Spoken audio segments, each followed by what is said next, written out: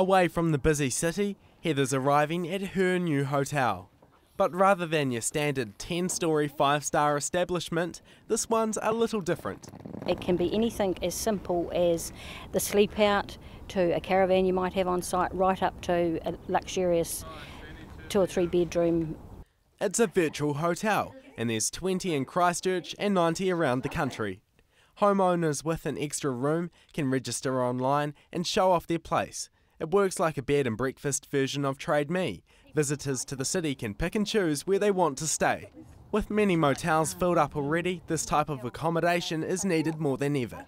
There's motel rooms, but of course a lot of the motel rooms have been taken up by sometimes workers that are working here, and then sometimes people looking, that are having their houses fixed are staying in the motel. So the numbers have actually gone down, but the people wanting to come to Christchurch hasn't changed. First-time host Sandy is loving that experience. Heather's our first guest. Honestly, I only registered with Julia last week. And then the opportunity came up to host Heather, and I thought, why not? Let's just do it. And it's working well. After a disruptive 14 months with quakes, an endless stream of guests could be the last thing anyone needs. But Sandy can pick and choose when the guests come, and she gets to approve them before they arrive.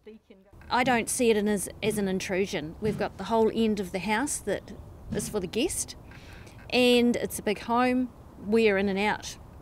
We have busy lives too, but we can accommodate people, and we hope that they enjoy staying with us. She sees her family hotel as a great alternative to your standard accommodation. You've got a view of the whole city.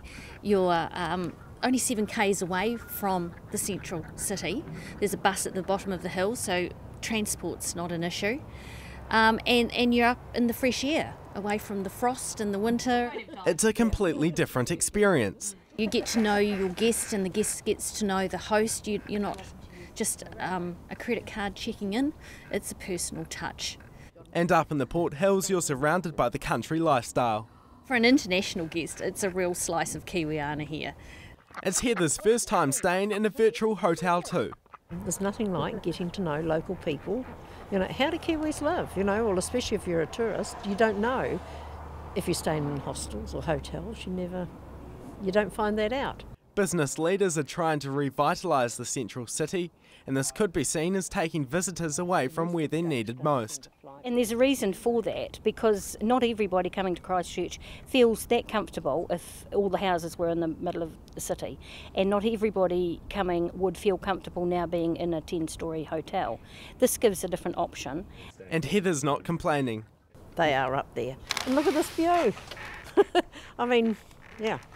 That's $1 million view for a start, just at this place.